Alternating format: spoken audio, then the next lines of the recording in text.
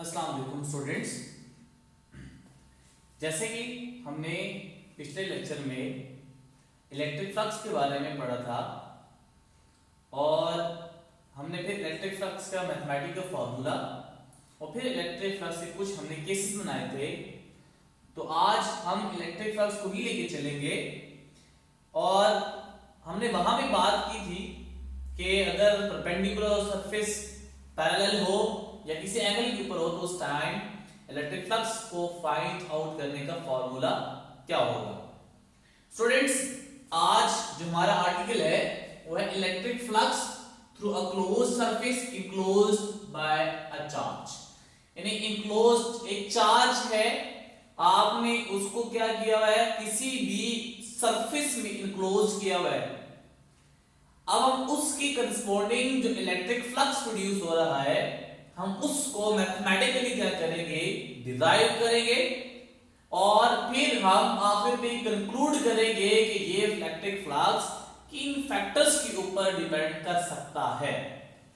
तो आइए स्टार्ट करते हैं लेक्चर को।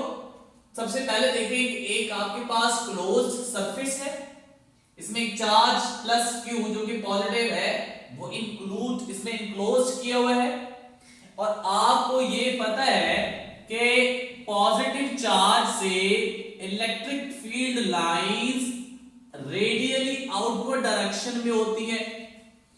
तो ये जो आपके पास इलेक्ट्रिक फील्ड लाइंस है ये इस चार्ज क्यू से आउटवर्ड डायरेक्शन में मूव कर रही है।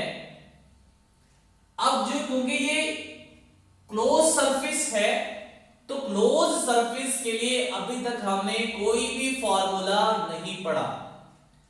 फ्लक्स को फाइंड करने का फॉर्मूला जो हमारे पास आया था वो था कि phi is equals to E dot A, या फिर हम इसको लिखते थे कि phi is equals to E A cos of theta। अगर आप इस फॉर्मूले में देखें तो हमने बात की थी कि ये फॉर्मूला सिर्फ फ्लैट सरफेस के लिए ही वैलिड होता है, किसी भी क्लोज सरफेस के लिए वैलिड नहीं होता। ये बात बड़ी इंपॉर्टेंट है।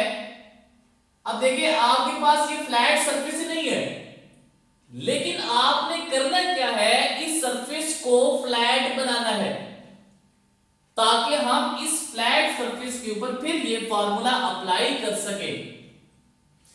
अब हम इस स्फीयर को मुख्तलिफ पैचेस में डिवाइड कर देते हैं, मुख्तलिफ टुकड़ों में डिवाइड कर देते हैं और वो पैचेस इस तरह होंगे कि वो हर पैच एक फ्लैट सरफेस होगा।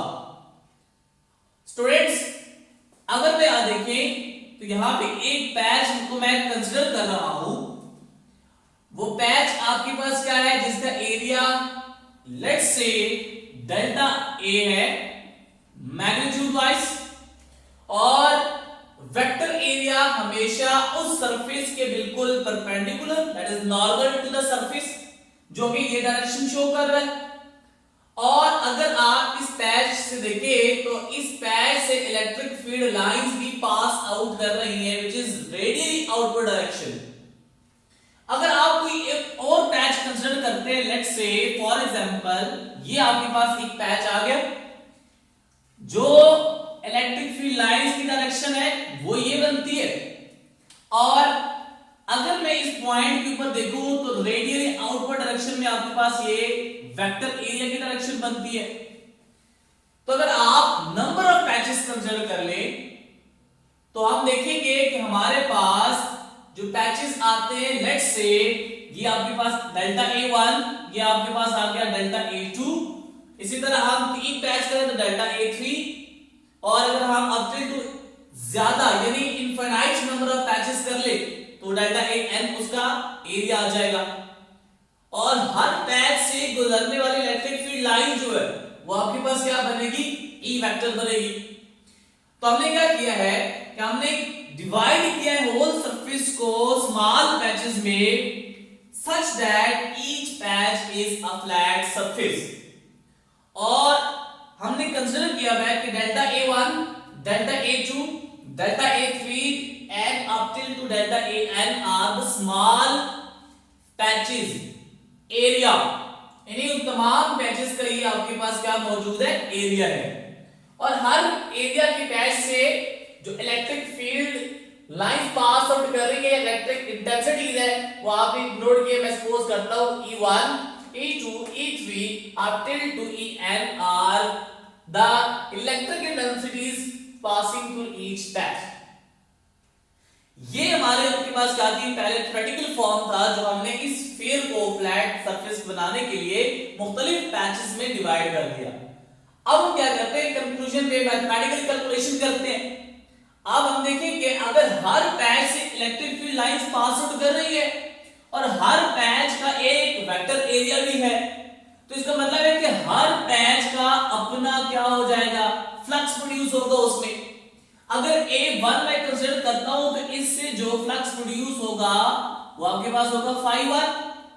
इसी तरह एरिया 2 से φ2, और हमने third fourth and after infinite sphere के पार्ट्स के पैचेस बनाए हुए, तो हर किसी का आपने क्या करना है, वो फ्लक्स को फाइंड आउट करना है सेपरेटली। लेट्स से तो फाइंड टोटल आपके पास क्या आएगा, φ1 is the flux which is of patch A1, φ2 is the flux produced in a patch 2, φ3 and up to φn।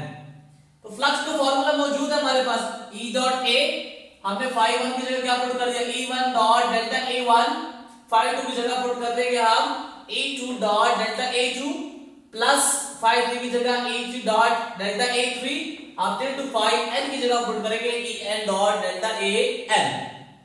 अब जब डॉट प्रोडक्ट को हम ऊपर करेंगे तो क्या बनेगा, EA cos ऑफ थीटा। तो हम यहां पे अगर देखें कि हर पैच से गुजरने वाले इलेक्ट्रिक फील्ड लाइंस की जो डायरेक्शन है वो वेक्टर एरिया के दोनों आपस में क्या है, पैरेलल है। जब पैरेलल हो तो उनके दरमियान एंगल क्या बनता है, 0 डिग्री बनता है। तो जब आप इसको ओपन करेंगे तो बनेगा EA cos थीटा, और थीटा की वैल्यू यहां पे क्या पुट कर रहा हूं, 0 डिग्री। तो हर पैच के अकॉर्डिंग पहला पैच आपके पास था E1 delta A1 cos of 0 plus E2 delta A2 cos of 0 plus E3 delta A3 cos 0 plus up till two infinite जो पैच का है उसका flux En delta An cos of 0। And जो electric field intensity है, एक charge आप change तो नहीं कर रहे हो, वही चार्ज इनक्लोज्ड है सरफेस में। तो हर पैच से गुजरने वाले इलेक्ट्रिक फील्ड लाइन जो इंटेंसिटीज है वो तमाम की तमाम बराबर होगी। तो हर पैच की करस्पॉन्डिंग अगर मैग्नीट्यूड हम कंसीडर करें तो E1 magnitude is equal to A2 is equal to A3 is equal to En। आप इसको रिप्लेस कर दे इस फार्मूले में, तो ये बनेगा phi total is equal to E, मैंने कॉमन ले लिया delta A1 as it is, और cos 0 की वैल्यू क्या है 1, तो ये बनेगा delta A1 plus delta A2 plus delta A3 plus up to delta An। अब E तो कांस्टेंट है, ये तो इलेक्ट्रिक फील्ड इंटेंसिटी है। Delta A1 plus delta A2 जो कि हमने पैचेस कंसीडर किए हुए, अगर हम तमाम एरियाज को सम अप करें तो वो उस होल स्फीयर का टोटल सरफेस एरिया आ जाएगा। इसलिए हम इसको लिख सकते हैं कि these patches area is equals to total surface area of that sphere। अब हमारे पास हमें क्या करना है, E की वैल्यू को पुट करना है और टोटल सरफेस एरिया का फार्मूला इसमें पुट कर लेना है। अब हमें E का फार्मूला तो पता है, E is equals to KQ divided by R square, हमने पिछले लेक्चर में पढ़ा था। इसको हम इस तरह भी लिख सकते हैं कि E is equals to K की वैल्यू पुट कर दी 1/4 pi epsilon naught Q divided by R square। और हमें यह भी पता है कि टोटल सरफेस एरिया किसी भी स्फेरिकल ऑब्जेक्ट्स के लिए बराबर होता है 4 pi r स्क्वायर।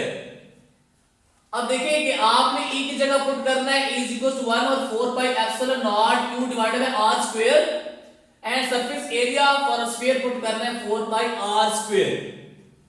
तो आप E की जगह पुट करेंगे 1 और 4 pi epsilon naught Q by r square आ गया, और यहां पे जो आपका total surface area of sphere था उसकी जगह आपने क्या पुट कर दिया 4 pi r स्क्वायर। अब 4 pi से कैंसिल, R क्या हो गया, कैंसिल आउट हो गया। तो आपके पास क्या बचा, phi total is equal to Q divided by epsilon naught, या फिर आपकी बुक में ये भी लिखा होगा कि phi total is equal to small q divided by epsilon naught, where epsilon naught is the permittivity of free space and q is the charge enclosed, total charge enclosed by that surface। अगर आप देखें ये formula अगर आपने derive किया किसके लिए, एक स्फेरिकल ऑब्जेक्ट्स के लिए किया है, लेकिन याद रखें ये फॉर्मूला तमाम 3D सरफेसेस जो कि इनक्लोज्ड हो उनके लिए वैलिड होता है। मैं रिपीट करता चलूंगा कि ये जो आपने कैलकुलेशन की है ये स्फेरिकल ऑब्जेक्ट्स के लिए की है, स्फेरिकल सरफेस के लिए की है, लेकिन ये फॉर्मूला तमाम 3D सरफेसेस जो कि क्लोज होंगे उनके लिए वैलिड होगा। अब देखिए इस फॉर्मूले को अगर देखें तो इससे हम कंक्लूड कर सकते हैं कि जो टोटल फ्लक्स प्रोड्यूस हो रहा है किसी भी इनक्लोज सरफेस में जो उसने चार्ज इनक्लोज किया हुआ है वो किसके बराबर आ रहा है, 1 over epsilon naught times the total charge enclosed by that surface। ठीक है, अब देखें कि ये आपके पास क्या बनती है, कंक्लूजन यानी स्टेटमेंट बन रही है कि the flux is 1 over epsilon naught times total charge enclosed by that sphere। इसी स्टेटमेंट को हम अगले लेक्चर आर्टिकल में नाम देंगे कि ये स्टेटमेंट किसकी है, गाउसियन लॉ की है।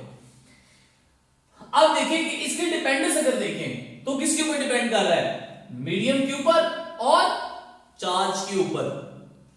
फॉर एग्जांपल आपके पास एक स्फीयर है जिसके अंदर आपने 1 कूलम का चार्ज रखा हुआ है और लेट्स से इससे जो लाइन इमिट हो रही है रेडियल आउटपुट डायरेक्शन में वो 50 लाइंस है, और इसकी करस्पॉन्डिंग आपके पास एक और स्फीयर है जिसका आपने 2 कूलम का चार्ज रखा हुआ है, तो वहां से जो इलेक्ट्रिक फ्लक्स प्रोड्यूस होगा तो उसकी जाहिर बात है वहां से क्या प्रोड्यूस होगी, 100 लाइंस होगी, उसका मतलब है वहां पे फ्लक्स की वैल्यू भी क्या हो जाएगी, वो ज्यादा हो जाएगी।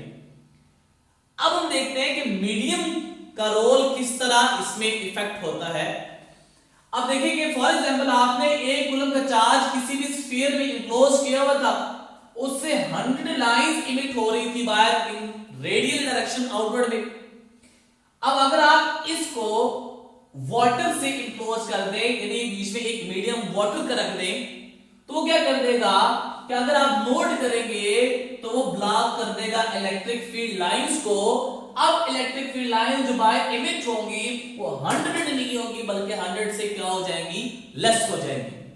तो इसी तरह जब आप किसी भी मीडियम को यहां पे रखेंगे तो वो इलेक्ट्रिक फील्ड लाइंस को क्या कर देता है, ब्लॉक कर देता है, और number of electric field lines originating in radially outward direction will be less as compared to the charge enclosed having no medium। ठीक है, लास्ट और बड़ी इंपॉर्टेंट बात कि ये जो आपने कैलकुलेशन की है, याद रखिए कि किसी भी क्लोज सरफेस की शेप या ज्योमेट्री किसी भी चीज के ऊपर डिपेंड नहीं करती। तो ये कुछ बातें थी आपके पास कि अगर आपके पास एक क्लोज स्फीयर हो उस केस में आपने फ्लक्स को जब प्रोड्यूस करना है तो उसके लिए कौन सा फार्मूला लगाना पड़ेगा। तो आज हमने इसको क्या किया, डिराइव किया एक फार्मूला जो कि किसी भी 3D सरफेस के लिए क्लोज के लिए हम इसको अप्लाई कर सकते हैं। उम्मीद है आपको ये लेक्चर समझ आया होगा। अब नेक्स्ट लेक्चर जब हम पढ़ेंगे तब तक के लिए अल्लाह हाफिज।